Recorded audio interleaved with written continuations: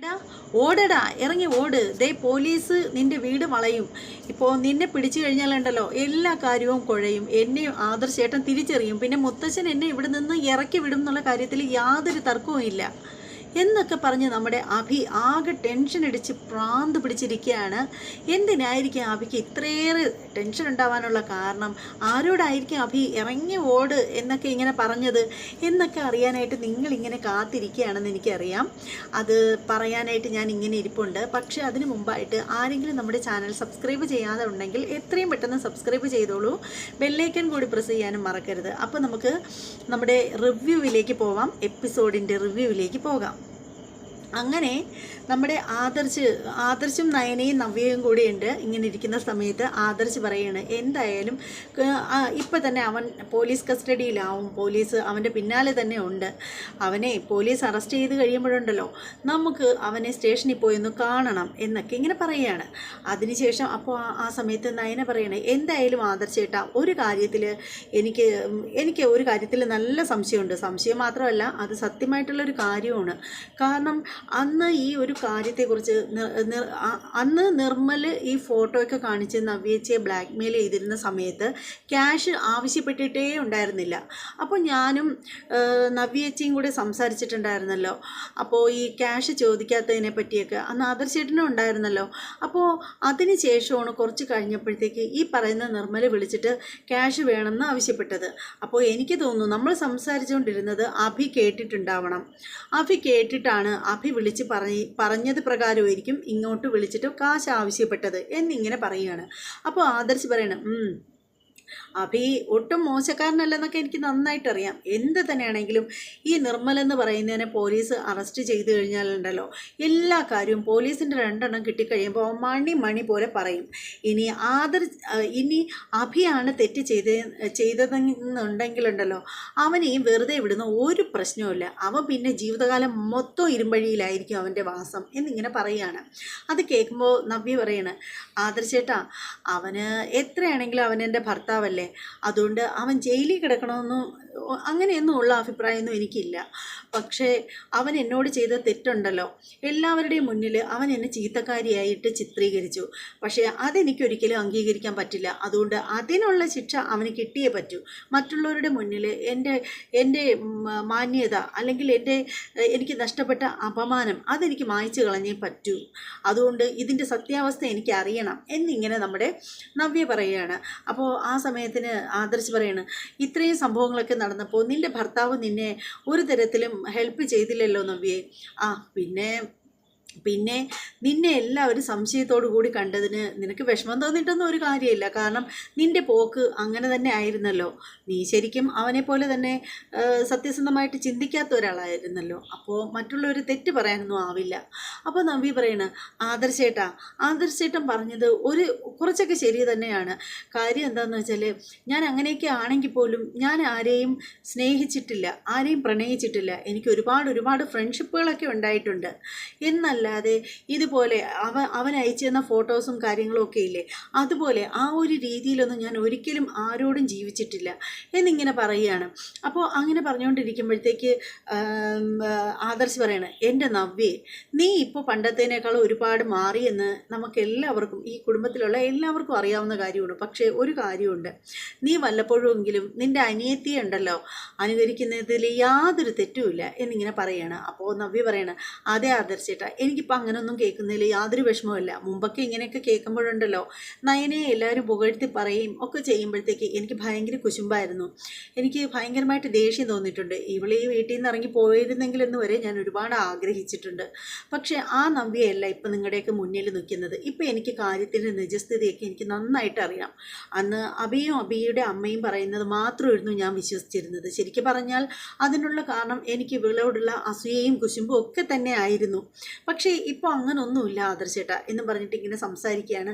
ഇത് എല്ലാം നമ്മുടെ അഭിമറഞ്ഞ് നിന്ന് കേൾക്കുകയാണ്.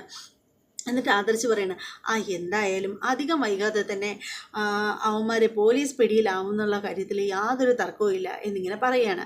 എന്നിട്ട് ആദർശ് പറയണം, എന്തായാലും ഞാൻ ആ SI ഒന്ന് വിളിക്കട്ടെ എന്ന് പറഞ്ഞിട്ട് പോലീസിനെ വിളിക്കുകയാണ്, SI വിളിക്കുകയാണ് നമ്മുടെ ആദർശ് വിളിച്ചിട്ട് കാര്യങ്ങളൊക്കെ അന്വേഷിക്കുകയാണ്. അപ്പോൾ SI പറയുകയാണ്, എന്തായാലും ഞാൻ അവൻ്റെ കൂട്ടുകാരൻ്റെ വീട് വളയാനുള്ള ശ്രമത്തിലാണ്, എന്തായാലും അവനെ ഇന്ന് കസ്റ്റഡിയിലെടുക്കും, അവനെ ഞങ്ങളുടെ കയ്യിൽ കിട്ടിക്കഴിഞ്ഞാലുണ്ടല്ലോ അവനെല്ലാം മണി പോലെ പറയും എന്നിങ്ങനെ പറയുകയാണ്.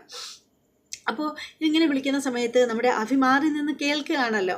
എന്നിട്ട് അഭി ചെയ്തത് എന്താണെന്ന് വെച്ചാൽ അഭി നേരെ മാറിപ്പോവുകയാണ്. പുള്ളിക്കാരനാണെങ്കിൽ മൂട്ടിൽ തീയിട്ട അവസ്ഥയിൽ നിൽക്കുകയാണ്, ആകെ ടെൻഷൻ പരവേശപ്പെട്ടിങ്ങനെ നിൽക്കുകയാണ്. എന്നിട്ട് അഭി മാറിപ്പോയിട്ട് നമ്മുടെ നിർമ്മലിനെ ഫോൺ വിളിച്ചിട്ടാണ് പറയുന്നത്, ഓടടാ ഇറങ്ങി ഓട് എന്നിങ്ങനെ പറയണം. അപ്പോൾ നിർമ്മൽ ഇങ്ങനെ അന്തം വിട്ടിരിക്കുകയാണ്. നിർമ്മൽ കാറിനകത്താണ് ഇരിക്കുന്നത്, വളരെ സേഫായിട്ടൊരു കാറിനകത്താണ് നമ്മുടെ നിർമ്മലുള്ളത്. ഇറങ്ങി ഓടടാ ഓട്, പോലീസ് ഉണ്ട് നിന്നെ പിന്നാലെ, നിന്നെ പോലീസ് ഇപ്പം വളയും എന്നിങ്ങനെ പറയുകയാണ്. അപ്പം നമ്മുടെ നിർമ്മൽ പറയണേ, എടാ നീ എന്താടാ ഇരുന്നോണ്ട് പിച്ചും പയ്യം പറയുന്ന, ഒരു പോലീസുകാരും എൻ്റെ അടുത്ത് എത്തില്ല, ആരും എന്നെ വളയാനും പോണില്ല, എന്താടാ നീ ഇങ്ങനെ പറയുന്നത്, എടാ നീ എന്താ ഇങ്ങനെയൊക്കെ പറയുന്നത്, എടാ പൊട്ടാ നിനക്ക് എന്താ. അപ്പോൾ ഉടനെ നമ്മുടെ നിർമ്മൽ പറയണേ, എൻ്റെ അളിയാ ഞാൻ അവിടെ ഒന്നുമില്ല, ഞാനിപ്പോൾ പോലീസുകാരൊന്നും മഷിയിട്ട് നോക്കിയാൽ കിട്ടാത്തൊരു സ്ഥലത്താണുള്ളത്, പിന്നെ ഇന്നലെ വരെ ഞാൻ അവിടെ ഉണ്ടായിരുന്നു, എൻ്റെ ആ ഫ്രണ്ടിൻ്റെ വീട്ടിൽ ഇന്നലെ വരെ ഞാനുണ്ടായിരുന്നു, പക്ഷേ ഇന്നിപ്പോൾ ഞാൻ അവിടെ നിന്ന് സേഫായ ഒരിടത്തേക്ക് മാറിയിരിക്കുകയാണ്, അതുകൊണ്ട് ഒരു പ്രശ്നമില്ല എന്നിങ്ങനെ പറയാണ്.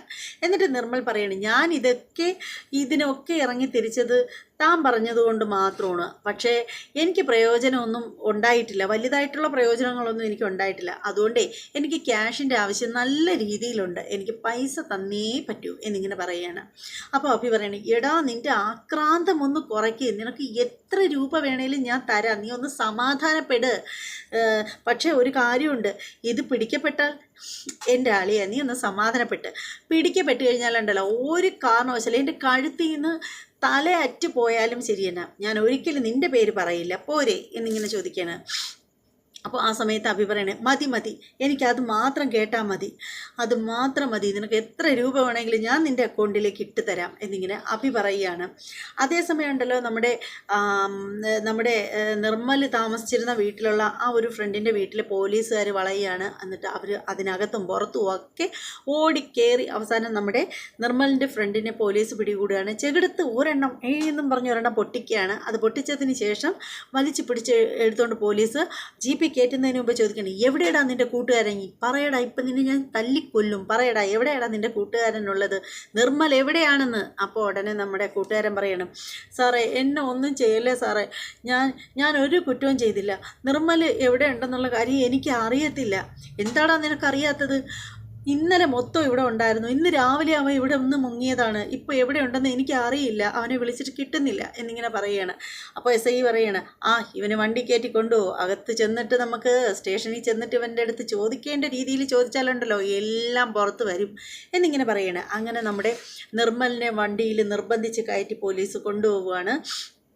ആ സമയത്ത് നമ്മുടെ ആദർശ് വീണ്ടും SI വിളിക്കുകയാണ്. അപ്പോൾ SI കോൾ എടുത്തിട്ട് പറയാണ്, ആദർശ് സാറേ, ഈ പറയുന്ന നിർമ്മലിനെ അവിടെ നിന്ന് കണ്ടെത്താൻ പറ്റിയില്ല, പക്ഷേ നിർമ്മലിൻ്റെ ഒരു ഫ്രണ്ട് ഉണ്ടായിരുന്നു, അവിടെ ഉണ്ടായിരുന്നു, അവനെ കയ്യിൽ കിട്ടിയിട്ടുണ്ട്, അവനെ വേണ്ട രീതിയിൽ ചോദ്യം ചെയ്യുമ്പോഴുണ്ടല്ലോ കാര്യങ്ങളെല്ലാം തത്ത പറയുന്ന കണക്ക് അവൻ പറഞ്ഞിരിക്കും എന്നിങ്ങനെ പറയുകയാണ്. എന്നിട്ട് ഫോൺ വെക്കുന്ന സമയത്ത് കാര്യം ചോദിക്കുകയാണ്. നമ്മുടെ നയന ചോദിക്കുകയാണ്, എന്താ ആദർശേട്ടാ, എന്താ സാറ് പറഞ്ഞത്? നയനെ, അവൻ്റെ കൂട്ടുകാരൻ്റെ വീട്ടിൽ പരിശോധിച്ചവർക്ക് അവിടെ അവനെ കണ്ടെത്താനായില്ലെന്നാണ് സാറ് പറഞ്ഞത്. എന്തായാലും നമ്മുടെ പോലീസുകാർ മിടുക്കന്മാരാണെന്നേ, അധികം വൈകാതെ തന്നെ അവനെ വെളിച്ചത്ത് കൊണ്ടുവരുന്നതായിരിക്കും. അതുമാത്രമല്ല അവൻ്റെ പിന്നിൽ ആരൊക്കെ പ്രവർത്തിച്ചു എന്നുള്ള കാര്യം അവനെ കൊണ്ട് തത്ത പറയുന്നതാണ് പോലീസുകാർ പറയിക്കും എന്നിങ്ങനെ പറയുകയാണ്. അത് കേൾക്കുമ്പോഴത്തേക്ക് നമ്മുടെ നവ്യയ്ക്ക് ഭയങ്കരമായിട്ട് സന്തോഷമാവുകയാണ്. അതേസമയം നമ്മുടെ അഭിയാണെങ്കിൽ പറഞ്ഞതും ഒളിഞ്ഞു നിന്ന് കേൾക്കുകയാണ് കേട്ടോ. പിന്നീടെന്ന് വെച്ചാൽ നവ്യ പറയുകയാണ് ആദർശിനോട് പറയണ, ആദർശേട്ടാ സത്യം പറഞ്ഞാലുണ്ടല്ലോ എനിക്ക് അന്നത്തെ ആ ഒരു സംഭവങ്ങളൊക്കെ ആരോടും പറയാതെ ഞാൻ എൻ്റെ ഹൃദയത്തിൽ എന്തുമാത്രം ഒളിപ്പിച്ച് വെച്ചിരുന്നു എന്ന് എനിക്കേ അറിയാവൂ. ടെൻഷൻ കയറിയിട്ട് ഒടുവിൽ ആത്മഹത്യ ചെയ്താലോ എന്ന് വരെ ഞാൻ ചിന്തിച്ചു പോയി. അത്രയ്ക്ക് ഭീകരമായിരുന്നു എൻ്റെ അവസ്ഥ എന്നൊക്കെ പറയുമായിരുന്നു. അപ്പോൾ നയന പറയണേ, ചേച്ചിക്ക് എന്തുണ്ടെങ്കിലും എന്നോട് തുറന്ന് പറഞ്ഞൂടെ, ചേച്ചി എന്താ അതൊക്കെ അന്ന് എന്നോട് പറയാഞ്ഞത്? അത് നയനെ, ഞാൻ പറഞ്ഞു കഴിഞ്ഞാൽ മറ്റുള്ളവരൊക്കെ എങ്ങനെയായിരിക്കും അത് കാണുന്നത് എന്നുള്ള കാര്യത്തിൽ എനിക്ക് സംശയം ഉണ്ടായിരുന്നു. പോരെങ്കിൽ ആ പാഡിൻ്റെ കേസൊക്കെ അതുകൊണ്ടാണ് പറയാതിരുന്നത് എന്ന് പറയുകയാണ്. പിന്നീടെന്ന് വെച്ചാൽ നമ്മുടെ അഭി ഇങ്ങനെ മുറിയിലാകെ പ്രാന്ത് പിടിച്ചണക്ക് ഇങ്ങനെ ഇരിക്കുകയാണ്. അപ്പോൾ നമ്മുടെ നവ്യ അങ്ങോട്ടേക്ക് വരികയാണ്. നവ്യ വരുമ്പോഴത്തേക്ക് അഭി ചോദിക്കുകയാണ്, നീ എന്താ എന്നിങ്ങനെ ചോദിക്കണം. അപ്പോൾ നവ്യ ചോദിക്കണം, ഞാൻ എന്താ നിനക്ക് എന്നോട് എന്തെങ്കിലും പറയാനുണ്ടോ? എന്തെങ്കിലും പറയാനുണ്ടെങ്കിൽ അതങ്ങോട്ട് പറ എന്നിങ്ങനെ നവ്യ പറയണം. അത് പിന്നെ എനിക്കൊന്നും പറയാനൊന്നുമില്ല. പിന്നെ അഭി, ആ നിർമ്മലില്ലേ എൻ്റെ പിന്നാലെ നടന്ന് എനിക്ക് മോർഫ് ചെയ്ത ഫോട്ടോകളൊക്കെ അയച്ചത്, അവൻ അധിക വൈകാതെ പോലീസിൻ്റെ വലയിലാവും. പോലീസിൻ്റെ വലയിലായിക്കഴിഞ്ഞാലുണ്ടല്ലോ അവനെ രംഗത്ത് ഇറക്കി കളത്തിലിറക്കി കളിച്ച ആളുകളുണ്ടല്ലോ, അവർ കൂടി പോലീസിൻ്റെ പിടിയിലാവും എന്നുള്ള കാര്യത്തിൽ ഒരു തർക്കവും വേണ്ട എന്നിങ്ങനെ പറയുകയാണ്. അത് കേൾക്കുമ്പോൾ അഭി പറയണേ, നീ ഇതൊക്കെ എന്തിനാ എന്നോട് പറയുന്നത്? നീ പറയുന്ന കേട്ടാ ഞാൻ എന്തോ തെറ്റ് ചെയ്താണ് കൊണ്ടല്ലോ. അപ്പോൾ നവ്യ പറയണ, നീ ഒരു തെറ്റ് ചെയ്തെന്നൊന്നും ഞാൻ പറഞ്ഞിട്ടില്ല. പക്ഷേ എന്തായാലും ചില കാര്യങ്ങളൊക്കെ ഇവിടെ വ്യക്തമാവും. എല്ലാം ഇവിടുത്തെ മുത്തശ്ശനെയും മുത്തശ്ശിയും ഒക്കെ അറിയിക്കും. അതിനുശേഷം അവർ വേണ്ടുന്ന തീരുമാനങ്ങളൊക്കെ എടുക്കും എന്നിങ്ങനെ പറയുകയാണ്. അപ്പോൾ ഉടനെ അഭി ചോദിക്കുന്നത്, നീ എന്തെങ്കിലും വാലും തലയും ഇല്ലാതെയൊക്കെ ഇങ്ങനെ സംസാരിക്കുന്നത്? എനിക്കൊന്നും മനസ്സിലാവുന്നില്ലല്ലോ എന്നിങ്ങനെ പറയണം. അപ്പോൾ നവ്യ പറയണം, ഒന്നുമില്ല അഭി, ഒന്നുമില്ല. എന്തായാലും ആ നിർമ്മലിനെ പിടിച്ച് 2 എണ്ണം പൊട്ടിച്ച് കഴിയുമ്പോഴത്തേക്ക് സംഭവം മനസ്സിലാവും. എന്തൊക്കെയായിരുന്നു അവൻ ഇങ്ങനെയൊക്കെ ചെയ്തതിൻ്റെ പിന്നിലുള്ള ലക്ഷ്യങ്ങളൊക്കെ എന്താണെന്നൊക്കെ മനസ്സിലാവും. പിന്നെ അന്ന് ഇങ്ങനെ ഒരു സംഭവം നടന്നപ്പോൾ സാധാരണ എല്ലാ ഭർത്താക്കന്മാരും ഭാര്യമാർക്കൊപ്പം നിൽക്കും. പക്ഷെ നീയും നിൻ്റെ അമ്മയും എന്നെ വിശ്വസിക്കാനേ തയ്യാറായില്ല. പകരം അവന് വേണ്ടിയിട്ട് വാദിച്ചുകൊണ്ടിരുന്നു. ഞാൻ എന്തൊക്കെയോ തെറ്റ് ചെയ്തു എന്നുള്ള രീതിയിലായിരുന്നു നിൻ്റെ അമ്മയുടെയും ഒക്കെ ആ ഒരു സംസാരവും രീതികളും ഒക്കെ. പക്ഷേ ആ ഒരു നാണക്കേട് എനിക്ക് മാറണമല്ലോ. അതുകൊണ്ട് ഈ കേസിൽ നിന്ന് ഞാൻ എന്തായാലും പുറകോട്ട് പോകുന്ന പ്രശ്നമൊന്നുമില്ല. ഇത് മുന്നോട്ട് തന്നെ പോവും. ആദർശേട്ടൻ ഇടപെട്ടതുകൊണ്ട് പെട്ടെന്ന് തന്നെ ഇതിൻ്റെ റിസൾട്ട് ഉണ്ടാവും എന്നിങ്ങനെ പറയുകയാണ്. അത് കേൾക്കുമ്പോൾ അഭി പറയണം, നവ്യേ, ഞാനൊരു കാര്യം പറഞ്ഞേക്കാം. എൻ്റെ അഭിപ്രായം എന്താണെന്ന് വെച്ചാൽ ഇങ്ങനെയുള്ള ഒരു കാര്യത്തിന് ഇറങ്ങിത്തിരിക്കാതിരിക്കുന്നതാണ് നല്ലത്. എന്തായാലും മോർഫ് ചെയ്ത ഫോട്ടോകളൊക്കെ തിരികെ ഇപ്പം സേഫായിട്ട് നമ്മുടെ കയ്യിൽ തന്നെ ഉണ്ടല്ലോ. അതുകൊണ്ട് അവനിപ്പോൾ എന്തായാലും അതിനൊന്നും ഇറങ്ങിത്തിരിക്കത്തില്ല. കാരണം അവൻ കേസൊക്കെ നമ്മൾ പോലീസ് കേസ് കൊടുത്തിട്ടുള്ള കാര്യമൊക്കെ അവന് അറിയാവുന്നത് കൊണ്ട് അവൻ അതിനെ തൊട്ടൊന്നും ഇറങ്ങിത്തിരിക്കത്തില്ല. പക്ഷേ ഒരു കാര്യമുണ്ട്, നമ്മളിതിൻ്റെ പേരിൽ അവനോട് വഴക്കിനാ വല്ലതും പോയി കഴിയുകയും അല്ലെങ്കിൽ പോലീസുകാരെ കൊണ്ട് പിടിപ്പിക്കുകയും ചെയ്തു കഴിഞ്ഞാലുണ്ടല്ലോ, ഇപ്പോഴത്തെ ക്രിമിനൽസൊക്കെ എങ്ങനെയാണെന്ന് അറിയാമോ? അവന്മാരത് മനസ്സിൽ പകയോടുകൂടി ഓർത്ത് വെച്ചിരിക്കും. അതിനുശേഷം നമ്മളെ വീട് കയറി എന്തും ചെയ്യാൻ മടിക്കത്തില്ല എന്നിങ്ങനെ പറയണം. അപ്പോൾ അത് കേൾക്കുമ്പോൾ നവ്യ പറയണ, അബി, ഇങ്ങനെ നമ്മൾ പേടിച്ച് ഓടാൻ തുടങ്ങിയാലുണ്ടല്ലോ മറ്റുള്ളവർക്ക് നമ്മളെ ഓട്ടിച്ചിട്ട് പിടിക്കാൻ വളരെ എളുപ്പമായിരിക്കും. അതുകൊണ്ടേ അങ്ങനെ ഓടേണ്ട കാര്യമൊന്നുമില്ല. നിയമം പോലെ തന്നെ വരണം. അവനുണ്ടല്ലോ, ആ ദുഷ്ടനെ എന്നെ ഒരുപാട് വേദനിപ്പിച്ച് അവനുണ്ടല്ലോ തക്ക ശിക്ഷ തന്നെ കിട്ടിയേ പറ്റൂ എന്നിങ്ങനെ പറയുകയാണ് നവ്യ പറയണം. അഭിക്കാണെങ്കിലുണ്ടല്ലോ ആകെ പരവേശവും വെപ്രാളവും ആവുകയാണ്. അതിനുശേഷം അഭി പറയണേ, എൻ്റെ നവ്യെ, ഇപ്പോൾ നീ ഇങ്ങനെ പ്രഗ്നൻ്റ് ആയിരിക്കുന്ന ഈ ഒരു സമയമാണ്. ഇങ്ങനെ ഇരിക്കുന്ന സമയത്ത് നിനക്ക് ഒരുപാട് ടെൻഷനുള്ള കാര്യങ്ങളൊന്നും നീ ചെയ്യാതിരിക്കുന്നതാണ് നല്ലത്. അതുകൊണ്ട് അവൻ എങ്ങനെയേ പോട്ടെ, നീ അതിലൊന്നും ഇടപെടണ്ട. എന്തായാലും ഈ കേസ് അങ്ങ് പിൻവലിച്ചേരെ, അതായിരിക്കും നമുക്ക് സ്വസ്ഥത കൂടുതലായിട്ടുള്ളത് എന്നിങ്ങനെ പറയണം. അപ്പോൾ നവ്യ പറയണം, എന്തായാലും കേസ് പിൻവലിക്കുന്ന പ്രശ്നമില്ല. നീ ഇപ്പോൾ എന്തിനാ അവന് വേണ്ടിയിട്ട് വാദിക്കുന്നത്? ഞാൻ അവന് വേണ്ടിയിട്ട് വാദിച്ചോ? ഞാൻ എന്താ അവന് വേണ്ടിയിട്ട് പറഞ്ഞെന്നാ നീ പറയുന്നത്? അല്ല, കേസ് പിൻവലിക്കാനൊക്കെ പറഞ്ഞപ്പോൾ എനിക്ക് അങ്ങനെ തോന്നുന്നത് എന്നിങ്ങനെ പറയണേ. എന്നിട്ട് നവ്യ പറയണേ, അബി, എന്തായാലും ഞാൻ കേസ് പിൻവലിക്കില്ല. കാരണം എന്നെ തെറ്റായ കണ്ണിൽ കണ്ടവരാണ് നീ നിൻ്റെ അമ്മയും.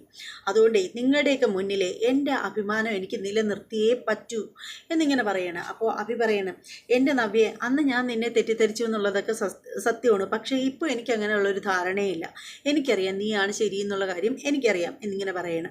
അപ്പം നവ്യ പറയണ, അങ്ങനെ വെറുതെ വാക്കുകൊണ്ട് പറഞ്ഞിട്ടൊന്നും ഒരു കാര്യമില്ല.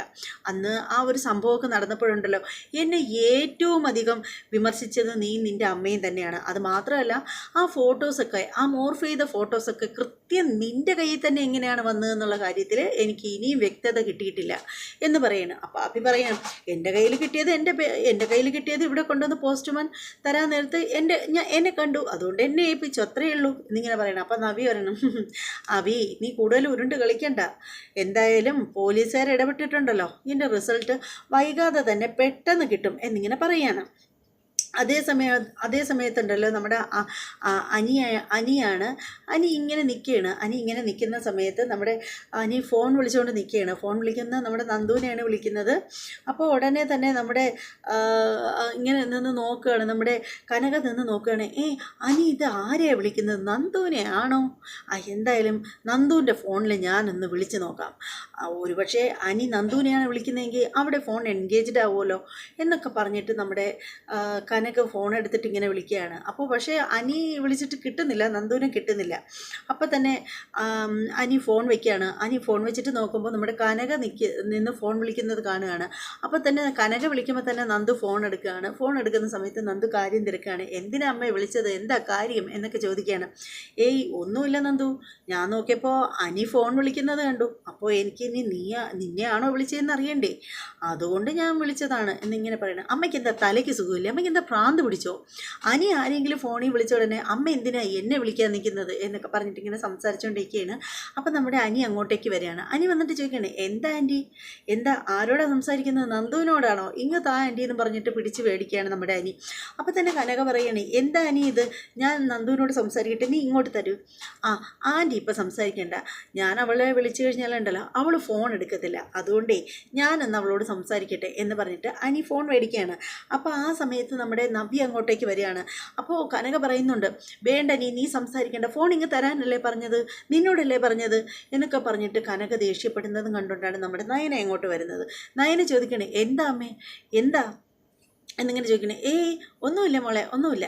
അപ്പോൾ ഉടനെ നന്ദുവിൻ്റെ അടുത്ത് അങ്ങോട്ട് മാറി നിന്നിട്ട് അനി ചോദിക്കുകയാണ്, നന്ദു നീ എന്താ ഞാൻ വിളിച്ചാൽ ഫോൺ എടുക്കാത്തത്? അനിയോ, അനി എന്തിനാ ഇപ്പോൾ ഇതിനകത്തോട്ട് വിളിച്ചത്, അനി ഫോൺ കട്ട് ചെയ്തിട്ട് പോ എന്നിങ്ങനെ പറയണേ നന്ദു. അപ്പോൾ അനി പറയണേ, ഞാൻ വിളിച്ചാൽ നീ ഫോൺ എടുക്കത്തില്ല, പുറത്തോട്ട് വരാൻ പറഞ്ഞാൽ നീ വരത്തുമില്ല, അതുകൊണ്ടാണ് ഞാൻ അമ്മയുടെ ഫോണിൽ വിളിച്ചത്, നിൻ്റെ അമ്മയുടെ ഫോണിൽ നീ സംസാരിച്ചുകൊണ്ടിരുന്നപ്പം അത് മേടിച്ച് സംസാരിച്ചത്. നന്ദു പെട്ടെന്ന് പുറത്തേക്ക് വരണം, ഞാനും പുറത്തേക്ക് വരും, നമുക്ക് തമ്മിൽ ഒരുമിച്ചൊന്ന് മീറ്റ് ചെയ്യണം എന്ന് പറയണം. അപ്പോൾ നന്ദു പറയണേ, വേണ്ട നീ അതിൻ്റെ ഒന്നും ഒരു ആവശ്യമില്ല, അനിയുടെ പാട്ടിന് പോ എന്ന് പറഞ്ഞിട്ട് നമ്മുടെ നന്ദു ഇങ്ങനെ ഒഴിഞ്ഞു മാറാനായിട്ട് നോക്കുകയാണ്. അപ്പോൾ ആ സമയത്തെന്ന് വെച്ചാൽ നമ്മുടെ നയന വന്നിട്ട് അമ്മയോട് പറയണം, അമ്മ എന്താ അമ്മ ഇങ്ങനെ, അമ്മ എന്തിനാ അനി ഫോൺ ചോദിച്ചപ്പോൾ കൊടുക്കാതിരുന്നത് എന്നിങ്ങനെ ചോദിക്കുകയാണ്. അപ്പോൾ നമ്മുടെ കനക പറയണേ, ഒന്നുമില്ല മോളെ, ഒന്നുമില്ല. അങ്ങനെ പറഞ്ഞുകൊണ്ടിരിക്കുമ്പോഴത്തേന് നമ്മുടെ അനി ഫോൺ കൊണ്ടുവന്ന് നമ്മുടെ കനകയുടെ കയ്യിൽ കൊടുത്തിട്ട് പോവുകയാണ്. അപ്പോൾ നമ്മുടെ നയനെ ചോദിക്കണം, അല്ല എന്തോ ഒരു കാര്യമുണ്ട്, അമ്മ എന്താ അനിക്ക് ഫോൺ ചോദിച്ചിട്ട് കൊടുക്കാത്തത്? അത് എനിക്കിഷ്ടമല്ല, അവൻ്റെ കല്യാണമൊക്കെ ഉറപ്പിച്ച് വെച്ചിരിക്കുകയല്ലേ, പിന്നെ അവനെന്തിനാ വെറുതെ നന്ദുവിനോട് സംസാരിക്കുന്നത്? അതെന്താ അമ്മ അങ്ങനെ? നമ്മുടെ ഇളയ അനിയനാണ് അനി, എൻ്റെ അനിയത്തിയോട് അനി സംസാരിച്ച എന്താ പ്രശ്നം എന്ന് പറഞ്ഞിട്ട് നയന നമ്മുടെ അമ്മയെ ചോദ്യം ചെയ്യുകയാണ്. അതേ സമയത്ത് നമ്മുടെ നയന ഇങ്ങനെ അമ്മയെ ചോദ്യം ചെയ്യുന്ന ഈ ഒരു സമയത്ത് നമ്മുടെ ജാനകിയൊക്കെയാണ് കാണിക്കുന്നത്. ജാനകി ഇങ്ങനെ ഇരിക്കുകയാണ്, ഇങ്ങനെ സെറ്റിയിൽ ഇങ്ങനെ ഓരോന്ന് ആലോചിച്ചുകൊണ്ട് ഇങ്ങനെ ഇരിക്കുകയാണ്. അപ്പോൾ ആ സമയത്ത് നമ്മുടെ ജലജയും അഭിയും കൂടെയൊക്കെ അങ്ങോട്ടേക്ക് വരികയാണ്, പിന്നാലെ നമ്മുടെ കനകയും ഉണ്ട്. അപ്പോൾ ആ സമയത്ത് നമ്മുടെ ജലജ ചോദിക്കുകയാണ്, എന്താ ആലോചിച്ചുകൊണ്ടായിരിക്കുന്നത് എന്നൊക്കെ പറഞ്ഞിട്ട് ചോദിക്കുകയാണ് ജാനകിയുടെ അടുത്ത്. അപ്പോൾ ജാനകി പറയണ, അല്ല ഞാൻ ആലോചിക്കുകയായിരുന്നു, അനിയുടെ കല്യാണം ആയെങ്കിലും അനിക്ക് വലിയ താല്പര്യമൊന്നുമില്ല, അനിക്ക് എന്ത് പറ്റിയെന്ന് എത്ര ആലോചിച്ചിട്ടും മനസ്സിലാവുന്നില്ല എന്നിങ്ങനെ പറഞ്ഞു. ഇനി അവൻ്റെ മനസ്സിൽ ആരെങ്കിലും ഉണ്ടോ എന്തോ, അതാണ് ഞാനിങ്ങനെ ആലോചിച്ചത് എന്നിങ്ങനെ ജാനകി പറയണത്. ഫസ്റ്റ് ആളിൻ്റെ അടുത്താണ് പറഞ്ഞത്. അപ്പം തന്നെ എന്ത് ചെയ്തെന്നോ നമ്മുടെ ജലജ പറയണം, എനിക്കും അങ്ങനെ തോന്നാതിരുന്നില്ല, അനിയുടെ ഓരോ പ്രവൃത്തിയിലൊക്കെ അത് നന്നായിട്ടുണ്ട്. ആ കല്യാണം ഉറപ്പിച്ച സമയം തൊട്ടേ അനി ഇങ്ങനെയായിരുന്നു, ഇപ്പോഴും അനിക്ക് ഒരു താല്പര്യവും ഇല്ല. അതിൽ നിന്ന് മനസ്സിലാക്കേണ്ടതേ അനിക്ക് ആരോടോ ഇഷ്ടമുണ്ട്. എന്തായാലും ജാനകി, എനിക്കൊരു കാര്യം പറയാനുണ്ട്. ഒരുമിച്ച് ജീവിക്കേണ്ടവരാണ് ഒരുമിച്ച് ജീവിക്കേണ്ടത്. അല്ലാതെ ഒരാളുടെ ഇഷ്ടം മാത്രം നോക്കിയിട്ട് വിവാഹം കഴിച്ച് കൊടുത്താലുണ്ടല്ലോ, അത് നല്ല രീതിയിലാവില്ല. അനിയോട് ആലോചിച്ചിട്ട്, അനിയോട് ചോദിച്ചിട്ട്, അനിയുടെ മനസ്സിൽ ആരാണെന്നുള്ള സംഭവം ഇപ്പം കണ്ടുപിടിച്ചിട്ട് ചേർത്ത് വെക്കാൻ പറ്റുന്നവരെ ആണെങ്കിൽ ചേർത്ത് വെക്കണം എന്നിങ്ങനെ പറയുകയാണ്. അപ്പോൾ അത് കേൾക്കുമ്പോഴത്തേക്ക് ജാനകി പറയണേ, ഏയ് അങ്ങനൊന്നുമില്ല. അല്ലെങ്കിൽ തന്നെ ഇനി അവൻ ആരെങ്കിലും ഇഷ്ടമാണെങ്കിൽ തന്നെ അതൊന്നും നടക്കാനൊന്നും പോണില്ല. അതുകൊണ്ട് അതേക്കുറിച്ചൊന്നും നമ്മൾ ചെയ്യേണ്ട കാര്യമില്ല. കാര്യം അച്ഛനാണ് അനാമികയുടെ വീട്ടുകാർക്ക് വാക്ക് കൊടുത്തത്. ആ വാക്ക് ഒരിക്കലും അച്ഛൻ മാറ്റി പറയില്ല. അപ്പോൾ ഉടനെ നമ്മുടെ ജലജ പറയണം, അങ്ങനെയൊന്നും പറയണ്ട. അച്ഛൻ കൊടുത്ത വാക്കും പറഞ്ഞുകൊണ്ടിരുന്നാലുണ്ടല്ലോ, ഒരുമിച്ച് ജീവിക്കേണ്ടത് അവരാണ്. അപ്പോൾ അവർക്ക് പരസ്പരം പൊരുത്തപ്പെടാൻ പറ്റുന്നില്ലെന്നുണ്ടെങ്കിലുണ്ടല്ലോ, കല്യാണം കഴിഞ്ഞു കഴിഞ്ഞാൽ അവരുടെ ജീവിതം ഒരു യുദ്ധഭൂമിയായിരിക്കും. അപ്പോൾ പിന്നെ ഉള്ള ഒരു സമാധാനം കിട്ടത്തില്ല. ജീവിതത്തിൽ വിവാഹം ഒരിക്കലേ ഉള്ളൂ എന്ന് വിശ്വസിക്കുന്ന കൂട്ടത്തിലല്ലേ നമ്മളെല്ലാവരും. അപ്പോൾ അങ്ങനെ ആകുമ്പോഴത്തേക്ക് അവന് മനസ്സിന് പിടിക്കാത്ത ഒരു പെണ്ണിനെ കൊണ്ടുവന്നു കഴിഞ്ഞാൽ അവരുടെ ജീവിതം എങ്ങനെയാണ് നല്ല രീതിയിൽ പോവുക എന്നിങ്ങനെ പറയുകയാണ്. അപ്പോൾ അത് കേൾക്കുമ്പോഴത്തേക്ക് ഉടനെ ജാനകി ചോദിക്കുകയാണ്, അല്ല, രണ്ടു പറയാനും അനിക്ക് ആരോടും സ്നേഹമുണ്ടെന്നൊന്നും അനി ആരോടും പറഞ്ഞിട്ടില്ലല്ലോ, പിന്നെ നമ്മളെന്തിനാ ഇതൊക്കെ സംസാരിക്കുന്നത് എന്നിങ്ങനെ ജാനകി പറയുകയാണ്.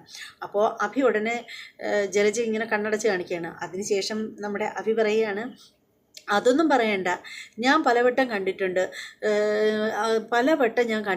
അനിയെ. സംശയിക്കാവുന്ന പല സ്ഥലങ്ങളിൽ വെച്ചും കണ്ടിട്ടുണ്ട്. അനിയും വേറൊരു പെണ്ണും കൂടി തമ്മിൽ കറങ്ങി നടക്കുന്നത് ഞാൻ കണ്ടിട്ടുണ്ട്. അത് നമ്മളൊക്കെ ആണുങ്ങളല്ലേ, നമുക്ക് കാണുമ്പോൾ അറിയാമല്ലോ രണ്ട് പേര് തമ്മിലുള്ള നിൽക്കുന്നതും ഇരിക്കുന്നതും ഒക്കെ അത് ഏത് രീതിയിലുള്ളതാണെന്ന് നമുക്ക് കാണുമ്പോൾ തന്നെ മനസ്സിലാവും. അങ്ങനെ എനിക്കതൊക്കെ മനസ്സിലായതാണ്. പിന്നെ ഞാനിവിടെ ഇളയമ്മയുടെ അടുത്തൊന്നും വന്ന് പറഞ്ഞിട്ടില്ല എന്നേ ഉള്ളൂ എന്നിങ്ങനെ പറയുകയാണ്. അത് കേൾക്കുമ്പോൾ ജാനകി ഇങ്ങനെ അന്തം വിട്ട് നിൽക്കുകയാണ്. എന്നിട്ട് ജാനകി പറയുകയാണ്, എന്തായാലും ഇതൊന്നും അച്ഛനോട് ചെന്ന് പറയാൻ പറ്റില്ല. കാരണം അച്ഛൻ വാക്ക് കൊടുത്തത് ഒരിക്കലും അച്ഛൻ മാറ്റി പറയില്ല എന്നിങ്ങനെ നമ്മുടെ ജാനകി പറയുകയാണ്. പിന്നെയെന്ന് വെച്ചാൽ നമ്മുടെ അനി പുറത്തേക്ക് പോവുകയാണ്. അടിച്ച് പൊളിച്ച് അതിസുന്ദരനായിട്ട് നമ്മുടെ അനി പുറത്തേക്ക് പോവുകയാണ്. അപ്പോൾ നമ്മുടെ നയന മോളിൽ നിന്നിട്ട് താഴേക്ക് നോക്കുമ്പോഴത്തേക്ക് അനിയുടെ 2 വീലറും കൊണ്ട് പോകുന്നത് കാണുകയാണ്. ഇത് കാണുന്ന നയന പെട്ടെന്ന് ആലോചിക്കുകയാണ്, അനി എവിടെയായിരിക്കും പോയത്, അനിയുടെ ഉള്ളിൽ എന്തെങ്കിലും കള്ളത്തരം ഉണ്ടെങ്കിൽ അതൊന്ന് കണ്ടുപിടിക്കണം എന്നിങ്ങനെ ആലോചിച്ചിട്ട് നമ്മുടെ നയന പെട്ടെന്ന് താഴേക്ക് വരികയാണ്. നമ്മുടെ കനക അടുക്കളയിൽ നിൽക്കുകയാണ്, ആ പച്ചക്കറിയൊക്കെ കട്ട് ചെയ്തുകൊണ്ടിരിക്കുകയാണ്. അപ്പം നയന ചെന്നിട്ട് നമ്മുടെ കനകത്തിനോട് പറയാണ്, അമ്മേ എനിക്ക് പുറത്തേക്കൊന്ന് പോകണം. പുറത്തേക്കോ? ഈ സമയത്തോ? എന്തിനാ പോണത്? അപ്പോൾ ഉടനെ നയന പറയണം, മറ്റൊന്നിനും അല്ല അമ്മേ, കല്യാണി എന്നെ ഒന്ന് വിളിച്ചിരുന്നു, കല്യാണിക്ക് എന്നെ ഒന്ന് കാണണമെന്ന് പറഞ്ഞു, അതുകൊണ്ട് കല്യാണിയെ ഒന്ന് കണ്ടിട്ട് വരാം എന്നിങ്ങനെ പറയണം. അപ്പോൾ കനക പറയണം, മോള് പോയിട്ട് വാ, അമ്മ ഉണ്ടല്ലോ ഇവിടെ, അടുക്കള കാര്യങ്ങളൊക്കെ അമ്മ നോക്കിക്കോളാം, മോള് പോയിട്ട് വാന്ന് പറയണം. അങ്ങനെ നമ്മുടെ നയനയുണ്ടല്ലോ അനിയുടെ പിന്നാലെ വച്ച് പിടിപ്പിച്ചിരിക്കുകയാണ്. അങ്ങനെയാണ് നമ്മുടെ ഇന്നത്തെ എപ്പിസോഡ് തീരുന്നത്. എന്തായാലും നല്ലൊരു അടിപൊളി എപ്പിസോഡായിരുന്നു എന്നുള്ള കാര്യത്തിൽ യാതൊരു തർക്കവും ഇല്ല. നല്ല സൂപ്പർ എപ്പിസോഡായിരുന്നു. എല്ലാവർക്കും ഇഷ്ടപ്പെട്ടു എന്ന് വിശ്വസിക്കുക തന്നെയാണ്. ഇഷ്ടപ്പെടുന്നവരെല്ലാവരും ഒരു ലൈക്ക് ചെയ്യണം. അതുപോലെ തന്നെ നിങ്ങളുടെ അഭിപ്രായങ്ങളും നിർദ്ദേശങ്ങളും ഒക്കെ കമൻറ്റ് ചെയ്തേക്കണം. ഇനി മറ്റൊരു എപ്പിസോഡിൻ്റെ റിവ്യൂമായിട്ടും പ്രൊമോ വീഡിയോയുമായിട്ടൊക്കെ ഞാൻ വരുന്നതായിരിക്കും. അതിനു മുമ്പ് ഒരു കാര്യം കൂടി, ആരെങ്കിലും ചാനൽ സബ്സ്ക്രൈബ് ചെയ്യാതെ ഉണ്ടെങ്കിൽ എത്രയും പെട്ടെന്നൊന്ന് സബ്സ്ക്രൈബും കൂടി ചെയ്തേക്കുക. ബെല്ലൈക്കൻ അമർത്താനും മറക്കരുത്. ഇനി ബൈ.